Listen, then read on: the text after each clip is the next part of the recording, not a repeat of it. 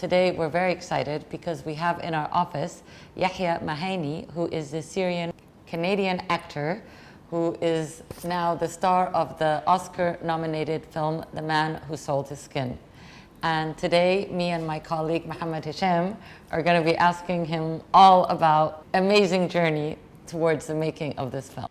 Yahya, it's such a pleasure to have you with us today. Yasmine, likewise, thank you so much for inviting me. I know, we've been trying to do this for a while. Since Gouna. Yes. Yeah. But I think what's very interesting about you is your background, is that acting is something that's one of your many talents. So can you tell us a little bit about the journey that led you into acting? No, I do have an acting background to the extent that I was the entertainer in my family, because I have an older brother and an older sister, Zena and Zaid.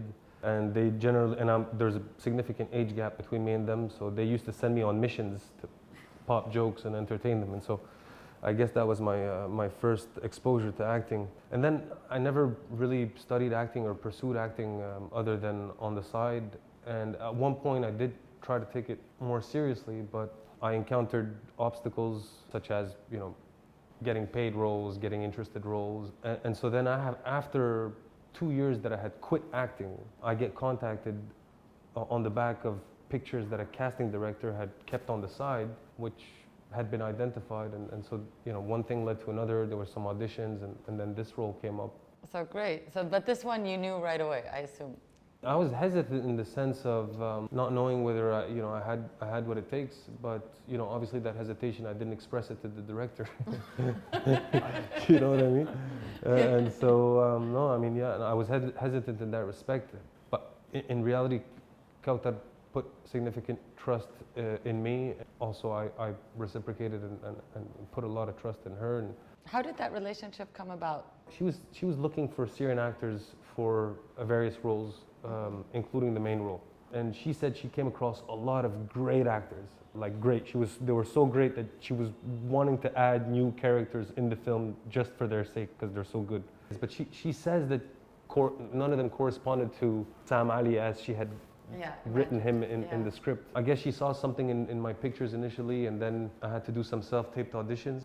And on the back of that, then there was an audition in person with Delian, the actress who plays Habib. And the chemistry between you guys was so natural and powerful. And did you guys feel that right away when you met, or is it something that grew throughout filming? I can't speak on her behalf, but I personally felt it when I met her. Yeah. I hope she felt it too.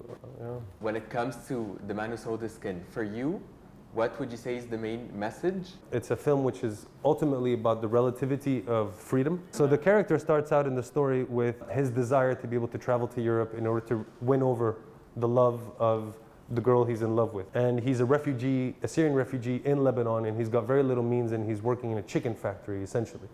Meantime, she's just recently got married to a diplomat who's good looking and has means. So you imagine his confidence in himself is pretty low, but he nevertheless believes that he can win her over. Yeah. He thinks that him having a visa will allow him to go to Belgium and conquer this love, right? Yeah. But then, so that's the freedom that he aspires to at that moment, and that's why he concludes a pact with Geoffrey Godfrey to have his back tattooed in consideration for being able to travel the world around freely, but subject to exhibiting his back in museums for hours on end and traveling wherever his buyers. That said, he discovers very quickly thereafter that he didn't just sell his back, he sold part of his dignity. And he discovers that the so-called freedom that he was expecting by being there was not a freedom, really. Yeah. And what Kaouther achieves through this film, really with what I consider to be tact and subtlety, but which others have considered to be somewhat too flashy and in-your-face messages. I mean, it's subjective, but these people that he ends up dealing with, which have means, they themselves are slave to a system of its own, Be it Soraya, played by Monica Bellucci, she's subordinate to the qualms of Geoffrey. Geoffrey himself is also always, he's part of the system. But he says, what's worse than not being part of the system is being ignored by it. So, it's all this, the relativity of freedom is an important concept which is explored, I consider, in significant tact. But at the same time, you live it from the perspective of the character. He's got his own internal contradictions, and so we all do. And this is what I love, because he's got his contradictions. He knows that this is against his principle to have, his back tattooed. I mean, it's not just the fact of having a tattoo, but it's a tattoo that you don't even pick. And then you're objectified as a commodity, and then he finds himself in all these situations. But it's these internal contradictions, then you see him kind of redeem part of his conscience and part of his altruistic acts. But through seeking freedom, he gives up like his most basic rights. He's also very stubborn and he has a lot of dignity, but he won't admit that. Of course, yeah. And then I'm shocked that there's an actual art piece, the guy called Tim, who's now being showcased in art galleries. So did you study that person? No, I read about him. I didn't study him, but obviously I was interested. This is a Swiss national living in London who agrees to have a huge tattoo of the Virgin Mary with all sorts of intricate details on his back, and he would agree to sit for hours on end in museums contractually. And then to agree to have his back skinned upon his passing away, and for that to be exhibited in museums. Now, I personally consider that he's free to do whatever he wants, and he gets it's his personal choice, right? In the end, there, and he gets a 1/3 of all the resale value. Yeah. And so it's a choice, See, I don't know what his personal circumstances were at the time, but Sam Ali's personal circumstances was that he really needed to get to Belgium, and he had no realistic means of getting to Belgium other than this opportunity which presented itself. So you put yourself in the shoes of we've all been in situations where we want to achieve a goal. The achievement of that goal presupposes making an exception to certain principles that we hold. And yet, nevertheless, we decide that, the ends justifies the means. And this is what Sam Ali tells himself. Yeah, I thought the film was more about the plight of people who seek refuge abroad, like how desperate they are to leave their conditions that they will give up their dignity, their freedom. But I guess it was more about freedom in general, because I thought it was more about, people from the Middle East who are in these circumstances, who are trying to get out. I think that's the whole ability of Kaouther, is make a movie that evokes so many themes which can be interpreted in so many ways. It's actually slightly divisive, and some people have interpreted it also as an attack on Western culture and their racism against refugees. And I don't think those answers are provided there, because everyone has, and again this goes back to the question of contradictions, everyone has his or her own contradictions, and the evil, quote unquote, in the film is not only the artists or Sorayas, or it's also the so-called representative of Association for Defense of Syrian Refugees, who also tries to capitalize on Sam Ali's stardom at some stage.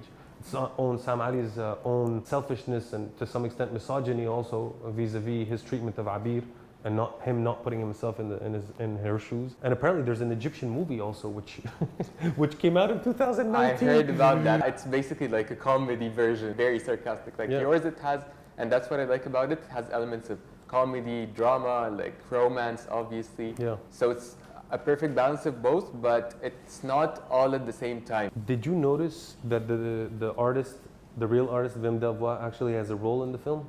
No, where? Yeah, he plays the insurer. No way. Yeah, you know the one who says, when he's asked by the journalist played by Mark the Panda, when he's asked what's good and what's bad from an insurance perspective, what's actually covered by the insurance. Yeah. And he plays it beautifully too. I mean, he was a one take wonder, I think. Amazing. Well, speaking of the cast, tell us a little bit about what it was like to work with Monica Bellucci and Owen Dubois. Okay. First of all, I mean, it was the same intimidation that I had with Kaouther when I first started working with her. I had it with Monica Bellucci when I first met her. I was just like, we did some readings of some of the scenes we had together. Present, I think, is really the best word to describe her, and humble, Really? Yeah, she's so humble, man. And she's so patient. Like, we did some scenes which were tough. Like, there was one scene in particular, the scene which is in some of the extracts that you see, when she catches Sam Ali picking from that scene was super hard to do. I mean, that place smelled, it was like hot. She was there, patient, she was just so professional. Every take she did, she was given the same amount of energy. And she's very spontaneous too. Like, there were times when, sometimes the dialogue between us was not necessarily, like, there was something missing, And Kaouther would give us freedom to just deviate slightly from the text. Yeah. And my God, we had so much fun doing that, me and her, There was one scene actually where, which was cut, but where I end up saying something which is very insulting to her, and she slaps me. And we had to redo that scene about 7 times. But I mean, it's, so it's, you know, it's Getting stopped by Monica Bellucci is not that bad, I guess. that's a point of view. But for Monica, really, it was a pleasure. And if I can say, the same applies to Koen. Perhaps is the most intimidating to act with out of all the actors. Yeah, because when he speaks, his words are, I mean, he's not calculating his words, but he takes his time when he speaks. Yeah. And you know, I admire that in people. Me personally, like, I'm always uncomfortable with silences and gaps.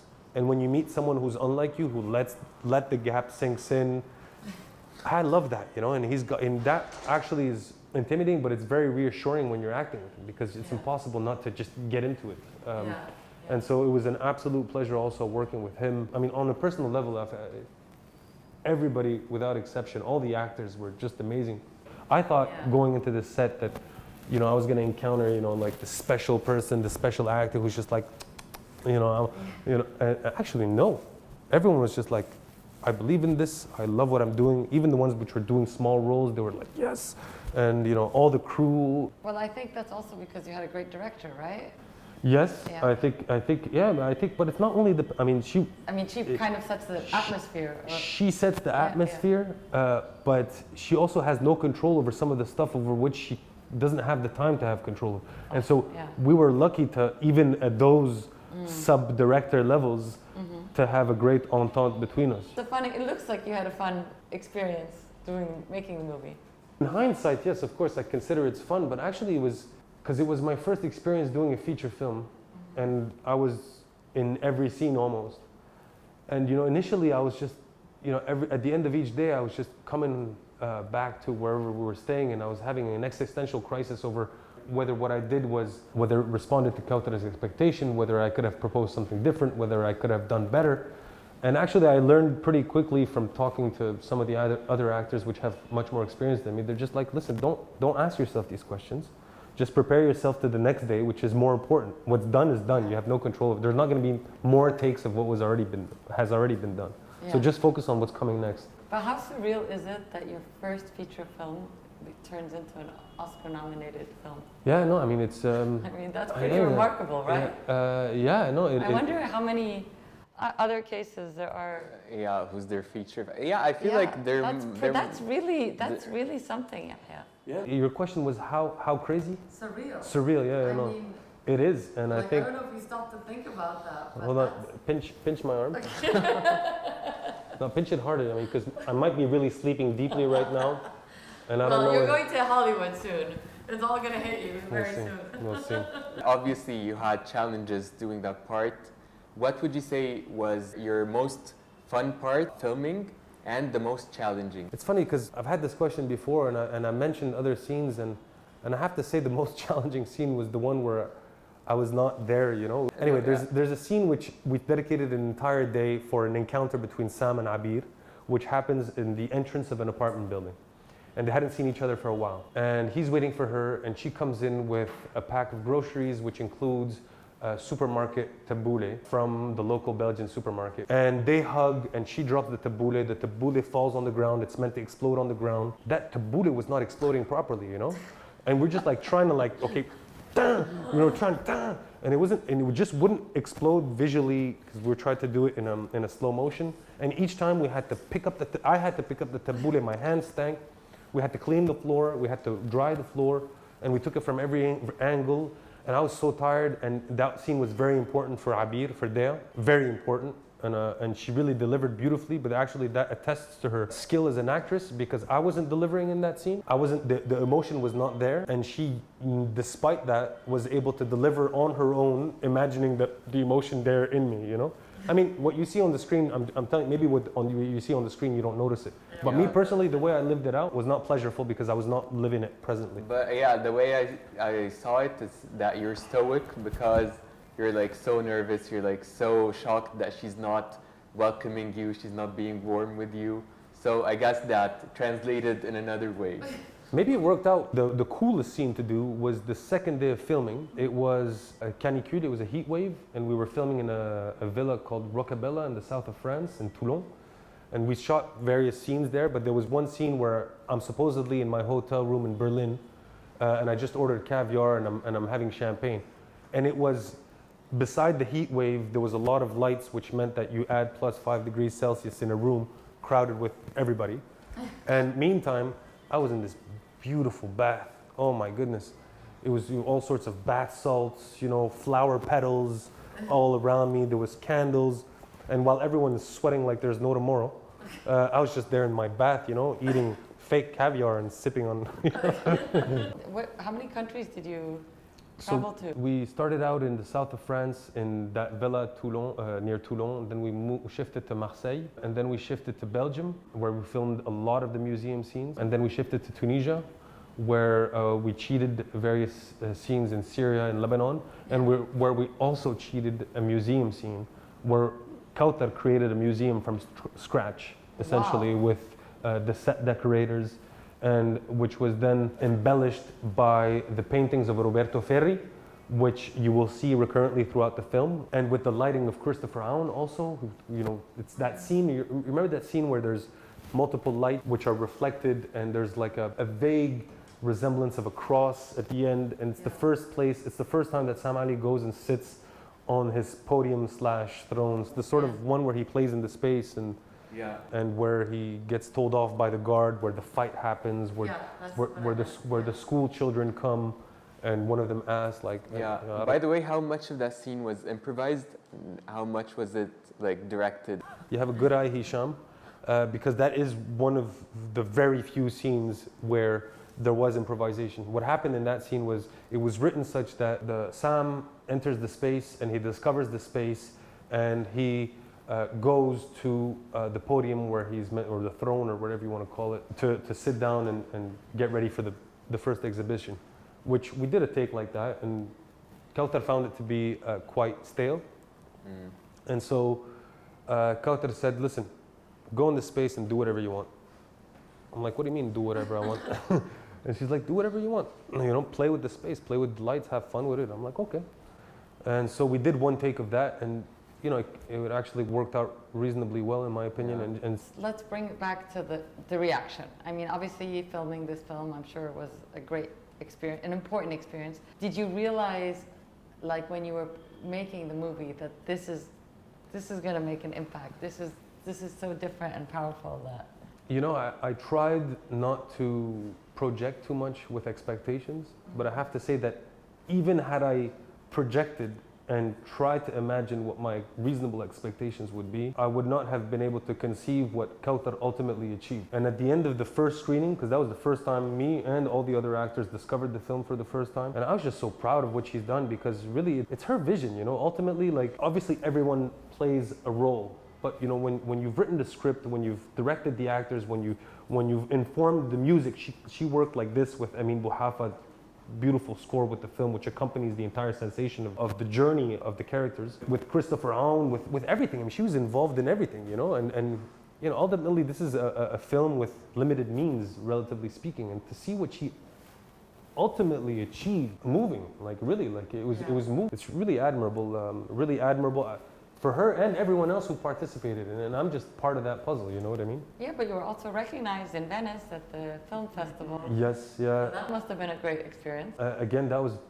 one of the things which have been unexpected and beyond imagination so far to have happened with this film. So the first screening in Venice in company with the team, with no expectations of what the final product would be, was worth more than the Venice Prize. Is more than the Oscar itself. I mean, that was like, you know, I mean, that was the most precious moment in this experience so far. Amazing. Everything that's come after is the cherry on top. And do you have any future plans now that you've gotten this recognition? How do you want to take it further? Yeah, no, it's an intimidating question, because I think because I don't know what the future holds, and so it's tough to know what my expectations will be with that, in respect to that. So I think I'm just going to stick to my philosophy, which is go with the flow, you know. Well, the flow has been working out pretty well so far. The flow's been great so far. Yeah, but I'm curious, because you wrote something, obviously, so would you ever want to do that again? And also, do you want to maybe take it a step further and direct? Yeah, I mean, you know, I think you discover in writing that it takes a lot of discipline to write. I've never applied myself to actually writing something from A to Z. But funny you mention it because I think it would be nice to, I mean, because you see how beautiful writing is. Because what I tend to say is that what Kaouther did in this film and what she did in her previous films, create characters which contain part of who she is. And bearing in mind how wide a distribution films have, or how much more watched films are than books are read. I feel like she achieved the perfect balance of writing the dialogue and also directing it, because not everything was said, but everything was felt. I mean, I personally agree.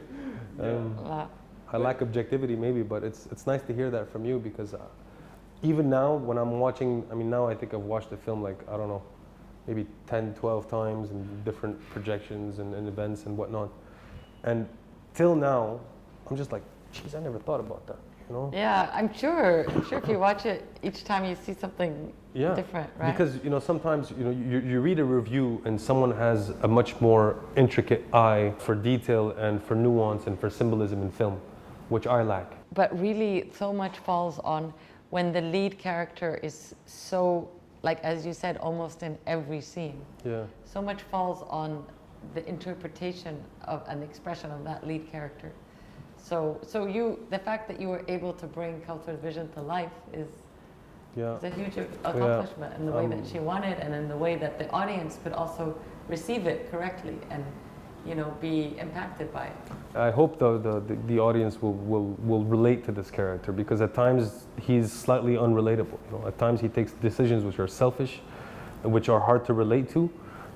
And actually at times I was judging the character for that. You know, I'm like, well, he's so selfish. What does he expect Abir to do? Like ditch her husband and just leave him and go and, you know, work in a chicken factory with Sam Ali and, you know, live there. It's like, it's unrealistic, you know?